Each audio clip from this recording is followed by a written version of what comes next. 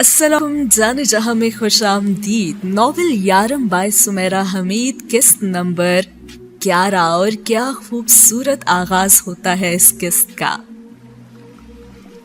कहा जाता है कि शादी एक ऐसा मुकद्दस फरीजा है कि जिसकी अदायगी के दौरान आप फरिश्तों से अपनी मोहब्बत की दुआओं के तहाइफ वसूल पाते हैं। और ये भी कहा जाता है कि शादी खुश नसीब लोग करते हैं।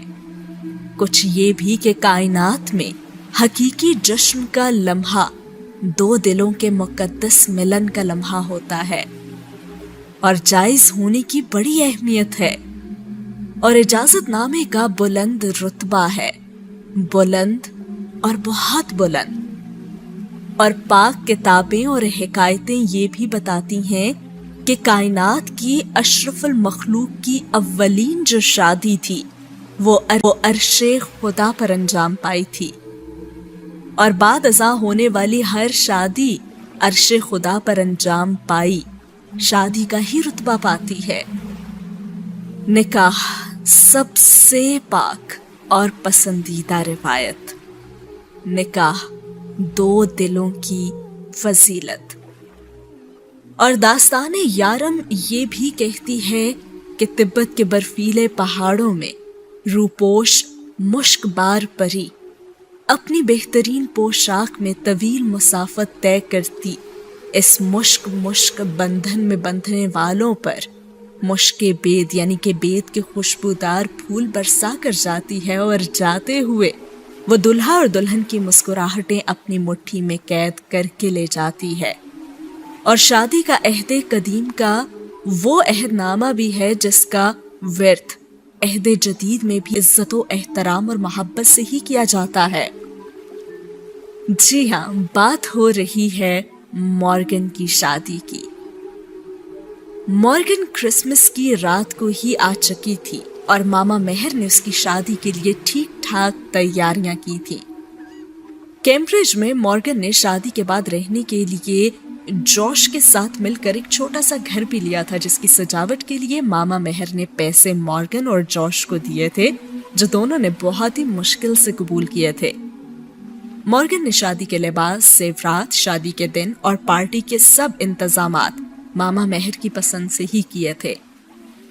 मामा मेहर के सामने उनकी मैं खत्म हो जाती थी और मामा मेहर भी उनकी आंखों में पढ़ लेती थी कि उनके बच्चे क्या चाहते हैं। यही तो माँ और औलाद का वो रिश्ता था जिसकी मिसाल शायद ही कहीं मिलती। और अपनी शादी की तैयारी से ज्यादा तो मॉर्गन को मामा मेहर के काम करने में दिलचस्पी थी। ब्यूटी सैलून जाने से ज्यादा उसे ये फिक्र थी कि मामा मेहर ने मेडिकल चेकअप के लिए जाना है। और कैम्ब्रिज की हजारों दास्तानें वो मामा को सुनाया करती और फिर दोनों के कहकहों से शटल कॉक गूंजा करता था। मॉर्गन ने साधना और अमराहा को शहबालियां बनने के लिए भी कहा था। अमराहा, जिसने पाकिस्तान में करीबी शादियों में शिरकत भी नहीं की थी, वो मॉर्गन की शादी के लिए इतनी पुरजोश थी जैसे उसकी अपनी शादी हो रही हो। और लेडी मेहर ने शहबालियों के लिए सुनहरी रंग को पसंद किया था। साधना की सुनहरी रंग की साड़ी भी बनवा दी गई थी। शार्लेट और मॉर्गन की चंद सहेलियां जिनके आमद मुतवक्के थी, और अमराहा के लिए अंग्रेजी तर्ज की टखनों तक लंबी फ्रॉकें। फ्रॉक का ऊपरी हिस्सा कदरे चुस्त था जो नीचे आते आते लहरें बनाते हुए घेरदार होता चला जाता था और जरा सी भी हरकत से उन लहरों में तलातुम पैदा हो जाता जो बहुत भला लगता था। सुनहरे मोतियों से फ्रॉक की पुश्त को सजाया गया था और लहरों में उसे टांका गया था कि जुम्बिश पर वो लहरों के साथ झिलमिल करते गपछप होने लगते थे। और पीछे से फ्रॉक का दामन जमीन को छूता था। इस पोशाक में तो वो ऐसी शहजादी लग रही थी जो रक्स का हिस्सा बनने के लिए बेताब है और जो बेकरारी से दालानों और सीढ़ियों से भागती भी आती है और हॉल में रक्सान दायरे में खुद को शामिल कर लेती है। उसकी लंबी पतली गर्दन उसकी शान में इजाफा करेगी और मोर पंख पलकें उसका रक्स में साथ देंगी। उसकी साकन स्याह पुतलियां सफेद बलूरी प्यालों में सताए आब पर तैरते हुए फूल बन जाएंगे और उसके गुलाबी गालों की सुर्खी रोशनियों को मात देंगी। अपने ऊंचे कद को वो घुटनों से अपनी पोशाक को उठाकर जरा सा झुकाएगी और फिर अपनी बेहयासी को बालाए ताक रख कर वो खुद से इकरार करेगी। हुस्न जिस सल्तनत का बासी है, मैं उसकी मलका हूँ, वो खुद के बारे में यही सोचेगी। अमराहा ये सब गुरूर और तकब्बर से हरगिज नहीं करेगी। खैर, शहबालियों का लिबास बिला शुबा काफी महंगा था, जिसके लिए अमराहा से 1 पाउंड भी नहीं लिया गया था। लेडी मेहर की लाडली बेटी की शादी जो थी, और बाकी जिन बच्चों ने शादियां की थी उन्होंने रजिस्टर्ड मैरिज की थी, और ये पहली शादी थी जो लेडी मेहर की ख्वाहिश पर और इतने एहतमाम से हो रही थी। अगर मॉर्गन के बस में भी होता तो शायद वो 1 पाउंड भी अपनी शादी पर खर्च ना करती। इसके बाद शादी का दिन भी आ गया, और जब मामा मेहर ने मॉर्गन को दुल्हन बने देखा तो वो तो बेख्तियार रोने लगी। वो मॉर्गन का हाथ अपने हाथ में लिए बैठी रही, उसे दुआएं देती रही और उसकी नजर उतारती रही। और मॉर्गन अपनी घेरदार सफेद पोशाक को कारपेट पर फैलाए मामा मेहर के कदमों में बैठी उनके आंसू अपने हाथ में पकड़े टिश्यू से साफ करती रही। गुलाबी फूलों का दस्ता पकड़े कोने में खड़ी अमराहा इस मंजर को देख रही थी। उसे यकीन था कि अपनी आइंदा जिंदगी में वो इस खातून मेहर से ज्यादा किसी भी अजीम हस्ती से नहीं मिल सकती, और ना ही वो खुद उन जैसी कभी अजीम हो सकती है, जिन्होंने हर कौम और नस्ल के बच्चों से वालिहाना प्यार किया है, उन्हें पाला है और उन्हें अपना बनाया है, उन्हें यकीन दिलाया है कि वो उनके ना होकर भी उन्हीं के हैं। वो उनकी हकीकी माँ बेशक नहीं है, लेकिन हकीकी माँ से किसी सूरत कम भी नहीं है। और ये सब करते खातून मेहर ने बिला शुबा 2 रुतबे पाए हैं, एक तो अजीम माँ होने का और एक अजीम इंसान होने का। उन्होंने इन सब के लिए खुशियों के सामान इकट्ठे किए हैं, कामयाबी के भी। इनके लिए मोहब्बत को कभी तफरीक नहीं किया। वो उन्हें जमा कर करके देती रही और उन्हें ज़र्ब होकर मिलती रही वो मोहब्बत वापस। कायनात में ये खुसूसियत सिर्फ मोहब्बत ही अपने नाम रखती है। ये देने से और ज्यादा मिलती है और ये पलट कर वापस जरूर आती है। खसारे में रहकर भी फायदे में रहती है। और मोहब्बत जब खलूसे दिल से इंसानियत के नाम की जाए तो ये तो असीम बना डालती है, जो कि इस वक्त लेडी मेहर थी। शादी का वक्त आ गया। शहबालियां 3-3 की कतार में दुल्हन मॉर्गन के पीछे दाएं बाएं अपने अपने गुलदस्ते पकड़े खड़ी हैं और चर्च की छत तक बुलंद होते दरवाजे के पास आकर खड़ी हैं। दुल्हन घबरा रही है और वो बार बार अपनी सांसें दुरुस्त कर रही है। हॉल में सब उसकी आमद के मुंतज़िर हैं। दुल्हन का इंतजार किया जा रहा है। बरतानवी मुआशरे में जहां 1 मिनट से उधर होने नहीं दिया जाता, सिर्फ एक दुल्हन को 10 मिनट ताखीर की इजाजत है। लेकिन फिर भी ये अंग्रेजी खून की हामिल दुल्हनें 10 मिनट की ताखीर भी गुनाह समझती हैं। और वक्त की पाबंदी वही कौमें करती हैं जिन्हें वक्त पर मंजिल पर पहुंचने की जल्दी हो, वो नहीं जिनकी कोई मंजिल होती है और ना ही कोई मकसद। वक्त आए या जाए उनकी बला से, और वो क्या जाने कि वक्त किस कोहे नूर का नाम है। और ये खुशकिस्मती भी सिर्फ औरत के नसीब में लिखी गई है कि दुल्हन बने उसे किसी शहजादी और मलका से कम नहीं समझा जाता। औरतों को अपनी कम मायगी के रोने छोड़ देने चाहिए। वो माँ बनती हैं तो वो सब रिश्तों से अलग और ऊंचे मकाम पर खड़ी तस्वर कर ली जाती हैं। एक कम अक्ल भी समझ जाता है कि औरत माँ बन जाए तो फिर कोई और उसकी बराबरी नहीं कर सकता। खैर, बुलंदो बाला छत और कदम फूलों से सजी खिड़कियों से घिरे कदीम बरतानवी तर्ज तामीर के चर्च के सुर्ख कालीन पर सफेद रंग की सिंड्रेला फ्रॉकें पहने और सर पर गुलाबी रिबन बांधे 2 अंग्रेज बच्चियां अपनी फूलों की टोकरियों में से फूलों की पत्तियां निकाल कर दुल्हन मॉर्गन के आगे चलते हुए फेंक रही हैं। दुल्हन ने हॉल के खुले फाटक से अंदर कदम रखा तो सबकी गर्दनें पीछे उसी की तरफ मुड़ी। ठीक उसी वक्त हॉल के अंदर पादरी से जरा हटकर बैठे 16 रुकनी वायलिन ग्रुप ने अपने साथ संभाले और नरमी से उन्हें छेड़ा। वो उस धुन को बजाने की तैयारी करने लगे जो फरिश्ते की दुआओं के साथ हम आहंग हो सके। اور ٹھیک اسی وقت کوئی تیزی سے بھاگتے کالے سوٹ پر ہلکے نیلے رنگ کی ٹائی باندھے دلہن کے پیچھے 3 ادھر اور ادھر قطار کی صورت چلنے کی تیاری کرتی شہبالیوں کے پیچھے آیا۔ اور کون تھا وہ؟ امرہا اس وقت دائیں طرف شارلٹ کے پیچھے آخر میں تھی۔ سنہرے پانیوں سے نکلی ایک امرہا، عربی شہزادے کے گھوڑے سے اترا ایک آلیان، وائلن کے دھیمے سر اسی وقت دلہا دلہن سے سجے ہال میں بکھرے۔ آلیان کی آمد کی ایسی خوشی، کیسی آمد تھی آلیان کی، وہ سر سنگیت ساتھ لایا تھا۔ اور تھوڑی سی آہٹ پر امرہا نے گردن موڑ کر دیکھا، وہ جلدی جلدی اپنی ٹائی کو باندھنے کی کوشش کر رہا تھا۔ شاید اس نے زندگی میں پہلی بار سوٹ اور ٹائی پہنی ہے، کیونکہ ٹائی کو وہ ایسے باندھ رہا تھا جیسے گلے میں پھندے کو فٹ کر رہا ہو۔ اور وہ سوچنے لگی کہ اسے تو 1 ہفتے کے بعد آنا تھا نا، اور 1 ہفتہ پہلے کیسے آ گیا تھا؟ اور امرہا کے پیچھے چلتے وہ اپنی ٹائی کے ساتھ ہی مصروف تھا۔ شاید اسے بھی خود کو ہر صورت دولہے کی طرح خوبصورت ہی دکھنا تھا۔ جیسے اس کے بال سلیقے سے جمے ہوئے تھے اور اس کی آنکھوں کی چمک خیرہ کن تھی، اور اس کے جسم سے ایسی خوشبوؤں کے پروانے اڑ رہے تھے جو جذبوں سے کشید اور احساسات سے معطر ہوتے ہیں۔ کہا جاتا ہے کہ شادی کے دن کوئی مرد اور کوئی عورت دلہا دلہن سے زیادہ خوبصورت نہیں لگ سکتے، اور میرا یہ کہنا ہے کہ اگر کوئی لڑکا لڑکی دلہن سے زیادہ خوبصورت لگنے کی کوشش کرتے ہیں تو ان کے معاملے میں شدید گڑبڑ ہوتی ہے۔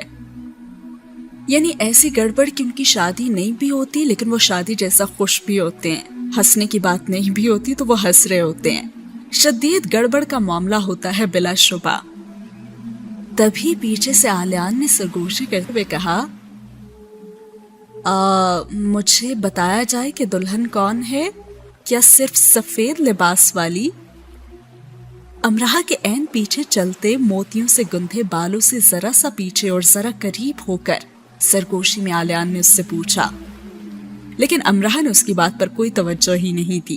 وہ سفید پھولوں سے سجے ہال ہی کو دیکھ رہی تھی اور اونچی چھت سے جھولتے فانوس کو، جس کی روشنی چرچ کی وسطوں کو بقائے نور بنا رہی تھی، اور پھر ان مہمانوں کو جو مسرور تھے اور ان بچوں کو جو صرف دلہن کو ہی دیکھ رہے تھے۔ اور یوں وہاں وائلن تھے، کمکمے تھے، پھول تھے، کہکہے تھے اور دلہا دلہن تھے، ایک آلیان اور ایک امرہا بھی تھے۔ اور اس تقریب کو خاص ہونے کے لیے اور کیا چاہیے تھا بھلا؟ لیڈی مہر کے سب بچے اپنے اپنے بچوں، بیویوں اور کچھ دوسرے دوستوں کے ساتھ موجود تھے۔ باقی روش کے گھر والے، رشتہ دار اور دوست بھی تھے۔ کافی زیادہ لوگ تھے اور سب 2 اطراف نشستوں پر برا جمع تھے۔ امرہا کے پیچھے سے گھوم کر ماما مہر کے ہاتھوں کو چوم کر آلیان نے جوش کے پاس جانے کا فیصلہ کیا، اپنا تعارف کروایا اور جوش کے شہبالے کے ساتھ جا کر کھڑا ہو گیا۔ دلہن پادری کے سامنے اور دولہے کے ساتھ وہ بھی آ کر کھڑی ہو گئی۔ سب تعظیم میں کھڑے ہو گئے اور پھر شادی کی رسم بھی شروع ہو گئی۔ اجازت نامہ دیا جانے لگا اور اجازت نامہ دہرایا جانے لگا۔ شہبالیاں دلہن سے پیچھے ہٹ کر قطار میں کھڑی ہو گئی۔ وہ سب دولہا اور دلہن کو ہی دیکھ رہی تھی۔ امرہا واجد آج بہت خوش ہے، اور یہ پہلی تقریب ہے جس میں وہ روئے بنا شریک ہے اور ڈرے بنا۔ اب اسے کونے میں چھپ کر بیٹھنے کی نہ تو جلدی تھی اور نہ ہی ضرورت، اس کے لیے تو وقت بدل چکا ہے۔ وہ پھولوں کو تھامے اور گرد اٹھائے اور مسکراہٹ سجائے خوبصورت لگ سکتی ہے اور خوش بھی ہو سکتی ہے، اور وہ واقعی خوبصورت لگ بھی رہی ہے، اور خوش تو وہ بلا شبہ بہت ہے۔ اس کی پوشاک میں لہریں جس گیت کی مالا بننے میں مگن ہے، وہ گیت وہ بھی چپکے چپکے سن رہی ہے۔ اس کی آنکھوں میں چمک اپنی ہی جن اداؤں پر فدا ہیں وہ اس سے بھی باخبر ہو رہی ہے، اور جس ادائے محبوبیت سے وہ رخ بدلنے میں مگن ہے وہ اس سے بھی انجان نہیں ہے۔ مشک بار پری آ چکی ہے اور مشک بید برسا رہی ہے۔ شاید وہ تھوڑی سی اور مہربان ہو جائے اور دلہن کی طرح ہی خوبصورت لگنے والی امرہا پر بھی कुछ मुश्क बेद बरसा जाए और दूल्हा की तरह खुश आलियान को भी मुअत्तर कर जाए। लेकिन अगर उसने ये काम नहीं किया था तो ये काम तो आलियान ही कर रहा था। उसकी भूरी आंखें सुनहरी होती जा रही थी और अमराहा उससे जरा फासले पर सामने ही खड़ी थी। अमराहा को नहीं मालूम था कि वो दूल्हे के पीछे कहीं खड़ा है और ना ही उसने मालूम करना चाहा, और आलियान को ये मालूम नहीं था कि उसके अलावा भी कोई हॉल में मौजूद है। एक तरफ मॉर्गन और जोश शादी के बंधन में बंध रहे थे, और दूसरी तरफ शायद किस्मत अमराहा और आलियान के लिए भी किसी ऐसे ही रिश्ते की नवीद लाए बाहें खोले खड़ी थी। और साथ ही हुआ ये सीन खत्म। अगला सीन वहां से शुरू होता है जहां पे मैनचेस्टर यूनिवर्सिटी में एक एक करके सब आ जाते हैं और उसके सभी दोस्त उसके लिए कोई ना कोई तोहफा तो लेकर आए थे और वो खुश थी कि सब ने उसे याद भी रखा था। लेकिन वो किसी को ये नहीं बता सकी थी कि उसने सबको कितना याद किया था और उनके जाने के बाद अमराहा का क्या हाल हुआ था। और फिर वहीं बैठे बैठे आलियान साहब भी आ गए और उससे कहने लगे, मैं वापस आ चुका हूं। हाँ, मुझे नजर आ रहा है। मॉर्गन की शादी के बाद की उनकी पहली मुलाकात थी। अच्छा, तो चलिए फिर। वो स्वीडन का पानी पीकर पहले से ज्यादा खूबसूरत होकर आया था और अमराहा ने उससे पूछा कि कहाँ? होम कमिंग ड्रिंक के लिए, यानी घर वापसी की दावत के लिए। जो जा चुके थे उन्होंने मैनचेस्टर में जो रह चुके थे उनसे होम कमिंग ड्रिंक पी थी। खाने पीने का ये भी अच्छा अंदाज था। और अमराहा तो साफ मुकर गई और कहने लगी कि मैं तो किसी ऐसी ड्रिंक को नहीं जानती, जबकि वो पहले वेरा और एनन को पिला भी चुकी थी। हाँ, तो नहीं जानती तो मैं बता देता हूँ ना। टॉनी विल्सन कहता है कि this is Manchester and we do things differently here. तो जब हम घर वापस आते हैं ना तो इसे भी मुख्तलिफ अंदाज से ट्रीट करते हैं। तुम मैनचेस्टर में हो तो तुम्हें ये तो करना ही पड़ेगा। सिर्फ 2 पाउंड की कॉकटेल है और बस। हर अमराहा जानती थी कि यकीनन उसे सिर्फ ड्रिंक से दिलचस्पी नहीं थी, लेकिन खैर वो उसे 2 पाउंड की कॉकटेल के लिए करीबी कैफे में ले आई जहां और भी बहुत से स्टूडेंट्स 2 पाउंड की कॉकटेल पी रहे थे। और वहां बैठते ही उससे कहने लगा कि वैसे नए साल के लिए क्या क्या अहदो पैमा किए हैं तुमने? मैंने तो यही सोचा है कि सुस्ती नहीं करनी और वक्त पर नोट्स बनाने हैं, और दूसरे सेमेस्टर में ना 80% रिजल्ट तो लाना ही है। अज़म से कहकर वो मुस्कुराने लगी और वो भी हंसने लगा, लेकिन अमराहा ने तो कोई लतीफ़ा नहीं सुनाया था और वो चिढ़कर उससे पूछने लगी, अब तुम हंसे क्यों हो? वो इसलिए क्योंकि तहकीक कहती है कि 60% से ज्यादा लोग ना साल के पहले ही हफ्ते खुद से किए हुए अहद को भुला देते हैं, और जो बाकी के 40% से ज्यादा अफराद है ना वो ये काम 6 माह के अंदर कर गुजरते हैं। हाँ, तो मैं उन 60% में से हूं ना, 40% में से नहीं, उसने अज़म से कहा। अच्छा, फिर तो मुझे फख्र है तुम पर। उसने उसे और चढ़ाया और 2 पाउंड की ड्रिंक वो आहिस्ता आहिस्ता पी रहा था कि कहीं खत्म ही ना हो जाए, और उससे मजीद बातें करना चाहता था। उसने भी गर्दन अकड़ाई और कहने लगी, तुम देख लेना, मैं शानदार कामयाबी हासिल करूंगी। हाँ, मैं जरूर देखना चाहूंगा। स्वीडन का पानी उससे बुरी तरह से रास आया था शायद। और अमराहा ने उसकी तरफ देखते हुए कहा, तुम मुझे चैलेंज दे रहे हो ना? मैं तुम्हें चैलेंज ही दे रहा हूं। टेबल पर मुक्का मारकर उसने भी कह दिया। और अब अमराहा ने उंगली उठाकर कहा, अच्छा, तो अगर मैं जीत गई तो? वैसे मुश्किल है ये, जवाबन आलियान ने कहा, लेकिन वो तो अपनी बात पे डटी हुई थी। कहने लगी, नहीं, अगर मैं जीत गई तो बोलो ना फिर। नामुमकिन है। उसने दोनों शाने ना में हिला दिए और अमराहा ने तो गुस्से से उसकी तरफ देखा। पाकिस्तान में ना ऐसे मौके पर कहा जाता है कि तुम्हारे मुंह में खाक, और वो ये बड़बड़ा कर रह गई। अच्छा, अगर तुम जीत गई तो तुम जो कहोगी मैं वो करूंगा, अब चाहे वो गले में फंदा डालकर छत से लटक जाने ही क्यों ना हो। ओह, तो वो इतना नालायक समझता था अमराहा को। हाँ ठीक है, फिर 1.5 साल बाद ही मिलते हैं और इसी मेज पर मिलेंगे और तैयार रहना फंदा डालने के लिए। क्या मतलब, तुम 1.5 साल तक मुझसे मिलोगी नहीं? अरे सुनो, मैं चैलेंज वापस लेता हूँ। अरे मतलब इस मामले को हम 1.5 साल बाद देखेंगे, अमराहा ने जवाबन कहा।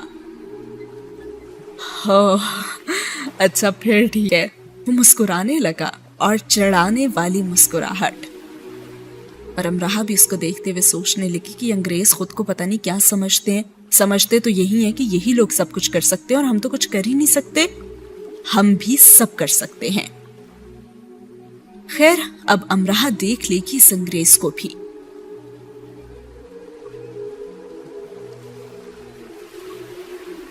और यूनिवर्सिटी फिर से आबाद हो चुकी थी और 17 जनवरी से अब इम्तिहानात भी शुरू होने वाले थे और सब दिन रात पढ़ने में मसरूफ हो चुके थे।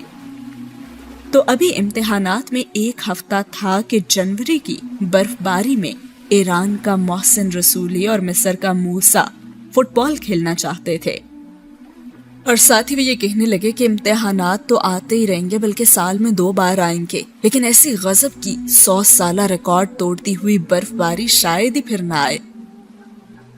ईरानी और मिस्री यकीनन सोते में भी खुद को फुटबॉल खेलते ही पाते होंगे और अपनी जिंदगी के खास दिन यानी शादी पर भी फुटबॉल खेलने के बुलावे को रद्द नहीं कर सकते होंगे।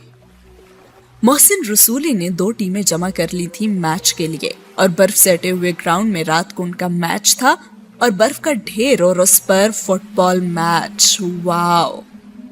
और जब उनकी टीम्स बन रही थी तो वेरा ने उससे कहा था कि क्या तुम भी मेरे साथ खेलोगी? और उसकी इस बात पर तो अमराहा हंसते हंसते बेहाल ही हो गई थी और इतना वो हंसी कि आखिरकार वेरा को एक घूंसा मारना ही पड़ा उसकी कमर पर। और उसने कहा, क्या मुसीबत आ गई है तुम्हारी जान पर? और जवाबन अमराहा ने हंसते हुए कहा कि यार, मैंने कभी मोबाइल पर भी फुटबॉल गेम नहीं खेली और तुम मुझे बर्फ पर खूनखार खिलाड़ियों के साथ खेलने को कह रही हो? यानी मेरी मौत बर्फ पर वाकई होनी है ना? हाँ, तो कौन सा खेल खेलती रही हो तुम अमराहा? वेरा एक और घूंसा मारने के लिए जैसे तैयार हुई। मैं ना लूडो खेलती रही हूँ, वो भी दादा के साथ। कभी कभी क्रिकेट भी खेलते थे। हाँ, वो भी अगर कोई बच्चा गेंद करवाए आहिस्ता से तो मैं बल्ला चला लेती हूँ, वो भी टेनिस बॉल से, हार्ड बॉल से बिल्कुल भी नहीं। और वेरा उसे हैरत से देखती रही और कहने लगी, यार तो तुम लड़कियां फारिग वक्त में करती क्या हो पाकिस्तान में? साइकिल तुम नहीं चलाती, दौड़ लगाने के लिए तुम्हें कहा तो तुमने इनकार कर दिया, कोई गेम भी तुम्हें नहीं आती, खाने के अलावा कुछ करना आता है? हाँ ना, चुगलियां करना और बात बात पर लड़ना, अमराहा ने उर्दू में कहा और हंसने लगी। अब उनके इम्तिहानात 6 दिन बाद शुरू होने वाले थे और वो लोग मैच खेलने की तैयारी कर रहे थे।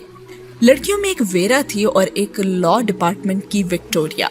विक्टोरिया कॉरल की टीम में थी और वेरा मोहसिन रसूली की टीम में।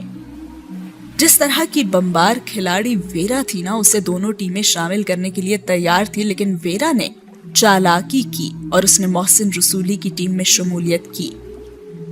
मोहसिन रसूली यूनिवर्सिटी में अपने फुटबॉल के लिए ही तो मशहूर था और यूं उसके इम्कानात रोशन थे मैच जीतने के।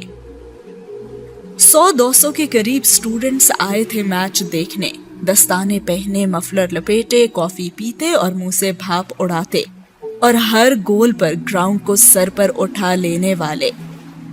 अमराहा को पढ़ना था, लेकिन वो वेरा को सपोर्ट करने के लिए आ गई थी और अच्छा ही किया उसने कि वो आ गई, वरना बर्फ के ढेर पर फुटबॉल के साथ बमबारी करती वेरा को कैसे देख पाती वो। अब मैच शुरू हो गया था और अमराहा तो शुरू में ही हलक बैठ गया चिल्ला चिल्ला कर, और वेरा बर्फ के ढेर पर फुटबॉल के साथ ऐसे भाग रही थी जैसे लाउंज में कारपेट पर भाग रही हो, और उसके चेहरे पर ऐसे तासुरात थे कि वो बर्फ में खुद को दफन कर लेगी, लेकिन हारेगी बिल्कुल नहीं। अब सबसे पहला जो गोल था वो कॉरल ने किया था और वेरा ने उसे ऐसे देखा जैसे उसकी वो गर्दन दबोच लेगी। और उसने गर्दन दबोच भी ली थी। उसने यके बाद दीगरे 2 गोल किए थे और मुखालिफ टीम की कमर तोड़ डाली थी। वो प्रेशर में आ गया और मुश्किल से एक और गोल करके हार गए और पूरे स्टूडेंट्स वो जो ग्राउंड में मौजूद थे उन्होंने वेरा वेरा वेरा के नारे लगाना शुरू कर दिए। और वेरा ने भी ऐसे डेविड की बेनियाजी और मेसी की छुपी रुस्तमी लिए स्टूडेंट्स को देखकर हाथ लहराया और अपनी दाएं आंख के किनारे को रगड़कर कॉरल को देखकर आंख मारी और कॉरल को तो आंख ही लग गई। यूं कॉरल की टीम कॉरल की तरह गुस्से में आकर भड़क गई और शायद वेरा यही चाहती थी। वो भड़क भड़क कर बर्फ पर गिरते जाते थे और मोहसिन रसूली की टीम फुटबॉल लिए लिए उड़ी उड़ी जाती थी। वेरा बर्फ की पैदावार थी, उसे बर्फ पर हराना मुश्किल था और ये उसकी बेइज्जती होती अगर वो हार जाती, और उसने रूस की बर्फ की इज्जत रख ली थी। वो लोग 3-2 से मैच जीत गए थे और अमराहा को बड़ी खुशी हुई, वेरा के जीतने की नहीं बल्कि कॉरल के हारने की। वो सब लोग ग्राउंड के गिर्द घेरा बनाए खड़े दोनों टीमों का मैच देख रहे थे और जैसे ही मैच खत्म हुआ तो सबको फिर से पढ़ाई याद आ गई और जल्दी जल्दी सब खिसकने लगे। अब अमराहा नेट के पास खड़ी मुंह खोले हंस रही थी और उसका जी चाह रहा था कि वेरा को कंधों पर उठा ले, वरना कॉरल को ही उठाकर फेंक दे, और नहीं तो पेट पकड़कर बर्फ पर लौट पौट होकर खूब हंसे। कुछ मैच उसने दादा को भी दिखाया था और वो भी वेरा वेरा चिल्ला कर लाहौर में बैठे वेरा का हौसला बढ़ाते रहे थे। आखिरकार उसकी हंसी कॉरल की नजरों में आ ही गई और वो उसके सामने आया और कहने लगा, तुम्हें बड़ी हंसी आ रही है। वो दोनों हाथ सीने पर बांध कर उसके सामने आकर खड़ा हो गया और काफी संजीदा लग रहा था, जैसे हार के बाद लोग लगा करते हैं। हाँ बिल्कुल आ रही है। और अमराहा ने मुंह खोलकर एक और कहकहा लगाया और आंखों को चंधियाकर कॉरल ने उसे ताड़ा और जैसे कहा हो, अच्छा तुम ठीक है, फिर वैसे भी बहुत दिनों से तुमसे मुलाकात नहीं हुई तो चलो आज ही सही। वो चंद कदम आगे बढ़ा। अमराहा वेरा की तरफ जाने ही लगी थी और उसका ध्यान कॉरल की तरफ नहीं था कि कॉरल ने यकदम से पलटकर पूरी कुवत से उसके सर पर हाथ में पकड़े फुटबॉल को दे मारा। अमराहा तवाजुन कायम ना रख सकी और गिर गई और जैसे ही वो गिरी कॉरल ने तेजी से उसके सर पर जमी सुर्ख ऊनी टोपी को खींचकर उसकी नाक तक घसीट दिया। जी, नाक तक। और अमराहा चिल्लाई और उसने कहा कि ये क्या बदतमीजी है। और इस पे तो कॉरल को मजीद गुस्सा आया और उसने मुट्ठी भर बर्फ उसके चिल्लाते मुंह में ठूंस दी। अमराहा ने हाथ से बर्फ मुंह से निकाली और कॉरल ने तेजी से अपने गले में से ऊनी मफलर को निकालकर उसकी गिरहा बनाकर उसके दोनों हाथों में डाली और गिरा कस दी। वो जो उठने की भी कोशिश कर रही थी वो और लुढ़क गई। यानी इस वक्त अमराहा कुछ ऐसी लग रही थी, टोपी नाक, बर्फ मुंह में और हाथ बंधे हुए। और फिर कॉरल ने किसी मशीन की तरह उस पर बर्फ उछालनी शुरू कर दी। अमराहा मुंह से बामुश्किल ही बर्फ उगल सकी थी और उसके दांत ठंड से टूट जाने के करीब थे। लेकिन वो मनहूस कॉरल तो उसे बर्फ के ढेर में दफन ही कर रहा था, क्योंकि वो खुलेआम मुंह खोल खोल कर हंस जो रही थी। अब जाहिर है कि हारे हुए लोगों को तो ऐसी हंसी बुरी भी लग सकती थी ना। अमराहा बामुश्किल चिल्लाई और उसने कहा, वेरा। और वेरा जरा दूर मोहसिन रसूली के साथ मैच की सूरत हाल पर गौर ही कर रही थी और अमराहा की तरफ उसकी पुश्त थी। कॉरल किसी क्रेन की तरह उस पर बर्फ उछालता ही जा रहा था और उसने अमराहा को बर्फ के ढेर में दफना ही दिया था। देखते ही देखते अमराहा बर्फ में, और ये दिन भी देखना था अमराहा ने। जा अमराहा, तेरा कोई हाल नहीं, अमराहा सोचने लगी। वो फिर से चिल्लाई वेरा और उसकी आंखों पर टोपी थी और उसे नजर बिल्कुल नहीं आ रहा था कि वेरा कहाँ है। बर्फ का एक ढेर उसके मुंह पर आकर गिरा कि लो और चिल्लाओ। और उसने इस वक्त शदीद ख्वाहिश की थी कि काश दादी का वो कहा सच होता कि मैं मनहूस हूं और कॉरल के हाथ टूट जाते उसके साथ ये सब करते हुए। اور تبھی ویرا کی بھی نظر پڑ گئی اور وہ بھاگتے ہوئے آئی اور اس نے کہا او مائی گاڈ کورل، یہ تم نے کیا کیے؟ اور اس نے اس کے منہ سے ٹوپی ہٹائی اور امرہا نے دیکھا کہ ویرا ناکام کوشش کر رہی تھی اپنی ہنسی کو روکنے کی۔ وہ گردن تک برف میں دھنس چکی تھی اور ناک اس کی سرخ ہو چکی تھی اور ہونٹ نیلے اور خود وہ غصے سے نیلی پیلی لال سب ہو رہی تھی۔ جیسے ویرا نے ٹوپی اٹھائی، کورل اور ویرا دونوں کے کہے لاپرواہ پرندوں کی طرح پھر سے اڑے اور اڑتے ہی رہے۔ اور امرہا نے دل ہی دل میں سوچا کہ دادا آپ ٹھیک ہی کہتے ہیں، مجھے امرہا نے ویرا ہونا چاہیے۔ اور جب ویرا اسے برف سے نکال کر کھڑا کر چکی تو کورل نے امرہا کی طرف اشارہ کیا۔ کیا خیال ہے میچ ہو جائے تم اور میں؟ اور کیا بات کی تھی کورل نے، وہ بھی امرہا سے۔ اسے فٹ بال نہیں آتا، مجھ سے بات کرو، ویرا نے جواب دیا۔ ارے تم تو پرے ہی رہو جنجر بال، مجھے اس دا لاسٹ ڈک سے بات کرنے دو۔ اور دا لاسٹ ڈک چپ کورل کی شکل دیکھنے لگی اور غصے میں اتنا لال پیلا ہونے کے باوجود وہ اس کے خلاف کچھ نہ کر سکی۔ افسوس۔ اور وہ اس سے مخاطب ہوا اور کہنے لگا دیکھو 20-25 فٹ کے فاصلے سے نہ ہم ایک دوسرے کے سر پر فٹ بال کی کک لگائیں گے۔ وقت 10 منٹ۔ بولو پلوٹو، سر پر لگا بال تو ایک گول ہوگا۔ اور وہاں کھڑے کھڑے کورل نے امرہا کو ایک اور نام دے دیا، پلوٹو۔ پلوٹو خاموش کھڑا اندازہ لگا رہا تھا کہ کیا وہ یہ کر سکتی ہے یا نہیں، اور وہ یہ بھی نہیں کر سکتی، کیا اندازہ تو لگایا جا چکا تھا۔ اور اس کی شکل دیکھنے کے بعد اسے کہنے لگا اچھا چلو اسے اور آسان کر لیتے ہیں، فاصلہ نہ 15 فٹ کا اور وقت 10 منٹ کا۔ اور امرہا نے تو فوراً انکار ہی کر دیا اور کہا کہ نہیں، اور اس نے جان چھڑانی چاہی۔ اچھا پھر فاصلہ 10 فٹ کا۔ وہ آج ہر صورت اس کے سر پر کک لگانا چاہتا تھا اور وہ اسے کنونس کرنے کی کوشش کر رہا تھا، لیکن امرہا نے کہا کہ نہیں۔ امرہا نے ایسے کہا جیسے شاہ ایران اسے اپنا تخت پیش کرتے ہوں کہ آج سے آپ اسے سنبھال لیں، اور وہ کہتی ہو کہ نہیں بھائی، بس نہیں کہہ دیا نا کہ بس نہیں۔ اور کورل کو غصہ آ گیا۔ نہیں؟ کورل نے دانت پر دانت جمائے اور غصے کو چھپا کر اس کی طرف دیکھا کہ وہ یہ بھی نہیں کر سکتی جو 5 سال کے بچے بھی کر کے جیت سکتے ہیں۔ اور کورل کو تو بس موقع چاہیے تھا اس کا سر پھوڑنے کا اور اسے برف کی مار مارنے کا۔ چلو 10 قدم ہی کر لیتے ہیں، ہارنے والے کو برف میں گردن تک صبح تک دھنسے رہنا ہوگا۔ اور جنجر بال نے امرہا کو آنکھ ماری کہ کھیل لو، پر پاگل تھی کیا وہ؟ ابھی شیر کے منہ میں ہاتھ ڈالنے کی حیثیت نہیں ہوئی تھی اس کی۔ اور پھر ویرا نے ہاتھ اٹھایا اور کہنے لگی اچھا چلو امرہا کے لیے میں کھیلتی ہوں نا۔ اور ویرا کے یہ کہتے ہی کورل نے بھی اپنی سٹیٹمنٹ بدلی اور کہنے لگا تمہارے لیے نا کھیل بدل جائے گا، 20 فٹ کا فاصلہ رکھ کر بھاگتے ہوئے ہاتھ سے ہمیں سر پر بال مارنی ہوگی اور وقت ہے 10 منٹ۔ ٹھیک ہے۔ شاہ ایران کا تخت ویرا نے قبول کیا اور سٹاپ واچ امرہا کو دے کر انہوں نے کھیل شروع کر دیا۔ 20 فٹ کا فاصلہ رکھ کر فٹ بال کو درمیان میں رکھ دیا گیا۔ فٹ بال پر پہلے کورل چھپٹا، ویرا بھاگے لیکن کورل نے پھرتی سے اس کے سر پر بال دے ماری، اور پھر بال ویرا کے ہاتھ آ گئی اور اس نے کورل کا نشانہ لیا، لیکن کورل چھپ گیا اور بال کورل کے ہاتھ آ گئی۔ ویرا کو بال اپنے سر پر لگنے سے بچانا بھی تھا اور بال کو اپنے قابو میں بھی کرنا تھا۔ برف پر پھسلتے گرتے بال پر چھپٹتے مقابلہ 9 منٹ میں 5-4 تھا۔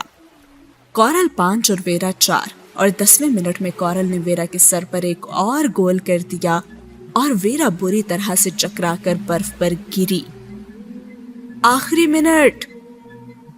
امرہا چلائی اور اب وہ بھاگنے کی تیاری کر رہی تھی کیونکہ وہ جانتی تھی کہ آخری منٹ میں ویرا زیادہ سے زیادہ ایک ہی گول کر سکتی تھی۔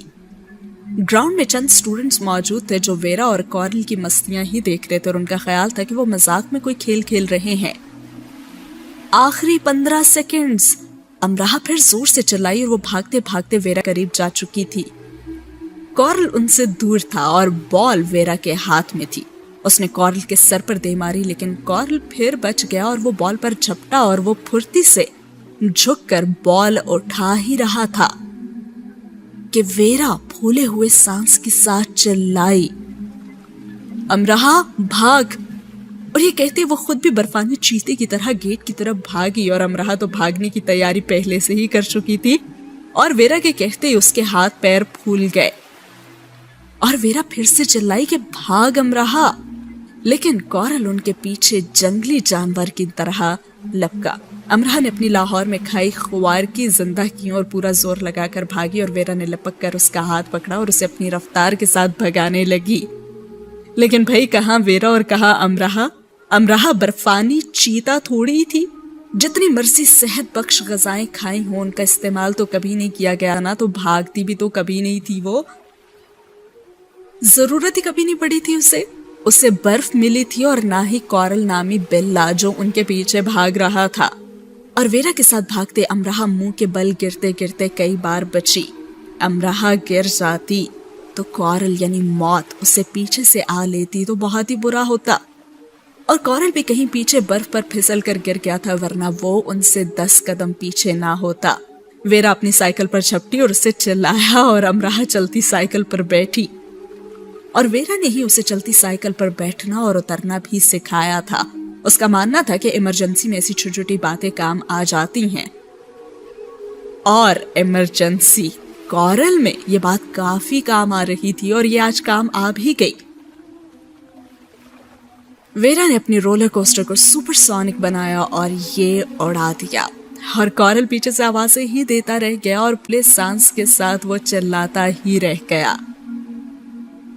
और भाई कौन वेरा, वो तो ये जा वो जा। जब वो कॉरल की पहुंच से दूर हो गई तो रोलर कोस्टर की रफ्तार उन्होंने आहिस्ता कर दी, और हंस हंस कर तो उनका बुरा ही हाल हो गया। बर्फ से ढके छुपे मैनचेस्टर में इनकी हंसी के कमकमे जल और बुझ रहे थे, और अमरहा तो शायद ही अपनी जिंदगी में कभी इतना हंसी होगी, उसका तो पेट फटने के करीब था। और उसने उससे पूछा कि यार तुम हार कैसे गई। अमरहा ने उसकी कमर में चुटकी भरी, यानी तुम्हें मेरे लिए ही खेलते हुए हारना था, यू जिंजर बॉल। हर उसने जवाबन कहा, हाँ यार तो कभी इंसान हार भी तो जाता है ना। वैसे अगर मैं जीत जाती ना तो कॉरल ने पक्का भाग जाना था। हम उस जिन को बर्फ में धुंसा सकते थे क्या भला। हाँ ये भी है। वैसे मेरी दादी का मानना है कि मैं बहुत मनहूस हूँ और मेरी वजह से सारे काम खराब हो जाते हैं, आग लग जाती है और तबाही बर्बादी, ऐसा सब कुछ हो जाता है। अमरहा दरअसल उसे अपने हारने की वजह बता रही थी। और जवाबन वेरा उससे कहने लगी, अच्छा फिर तो तुम बड़े काम की हुई यार। तुम ना व्हाइट हाउस के सामने एक घर क्यों नहीं ले लेती। रूस के थोड़े हिसाब किताब बाकी है ना अमेरिका के साथ, तो तुम वो हिसाब किताब बराबर क्यों नहीं करवा देती हमारे। अगर तुम वाकई वैसी हो तो सच में तुम हमारे ना बहुत काम की हो।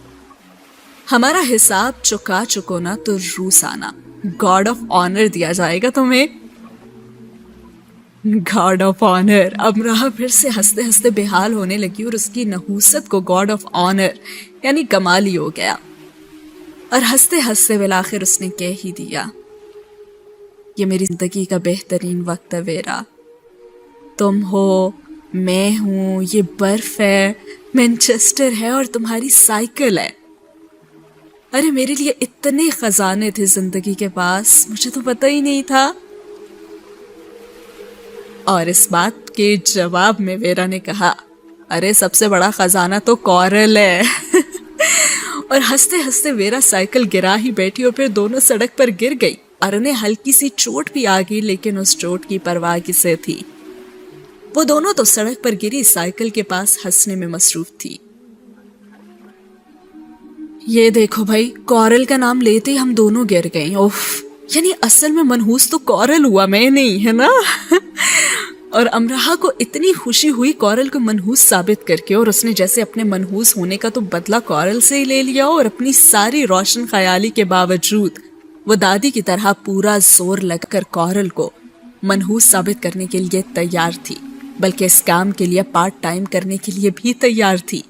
اور ساری یونیورسٹی امرہا کے خاندان کی طرح جب اسے منحوس منحوس کہے گی تو امرہا کے اندر ٹھنڈک ہی ٹھنڈک پھیل جایا کرے گی. یہ سوچ کر ہی وہ خوش ہو رہی تھی. کاش یہ دن دیکھنا امرہا کے نصیب میں ہو، اور کاش یہ دن جلد ہی آ جائے، بلکہ آنے ہی والا ہو، جب سب کہا کریں کورل دی منحوس مارا. اسی کے ساتھ یہ سین ہوا ختم، اور آج کی ایپیسوڈ بھی. کیسی لگی آج کی ایپیسوڈ؟ کمنٹ سیکشن میں اپنا فیڈ بیک ضرور دیجیے گا. اور ساتھ ہی ساتھ یہ جو خوبصورت موسم اور یہ جو طویل راتوں والا دسمبر ہے جس کا آغاز ہوتے ہی نہ جانے کہاں سے سرد آہیں بھرتے اور اپنی دل سوزی اور آثاریوں سمیت اپنی ناکام محبت کا الزام دسمبر پر دھرتے ناکام عاشق ہر کونے سے جو برآمد ہوتے ہیں اور موسم کے ساتھ وابستہ اپنی یادوں پر کڑتے ہیں اور پھر زندہ دل افراد کو جلاتے رہتے ہیں، ان کے کچھ الفاظ ہیں، کچھ شاعری ہے، وہ بھی اپلوڈ کی ہے میں نے چینل پہ، تو ضرور دیکھیے گا. امید ہے کہ آپ کو اچھی لگے گی. ملتے ہیں اگلی ایپیسوڈ میں. اللہ حافظ.